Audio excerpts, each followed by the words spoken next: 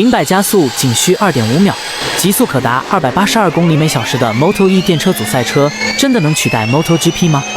？MotoGP 是摩托车界的顶峰赛事，这里的每一辆赛车都是经过精心设计和调试的艺术品。它们不仅拥有惊人的速度，更具备了卓越的操控性能。在这里，它完美诠释了什么是贴地飞行、极限压弯。MotoGP 赛车的极速更是超过了360公里每小时。但是现在，随着电动车逐渐成为主流趋势，想象一下，在未来的某一天，当赛道上不再是内燃机的轰鸣，整个赛场只听见电机的嗡嗡声，你会不会被这份静谧中的速度所震撼？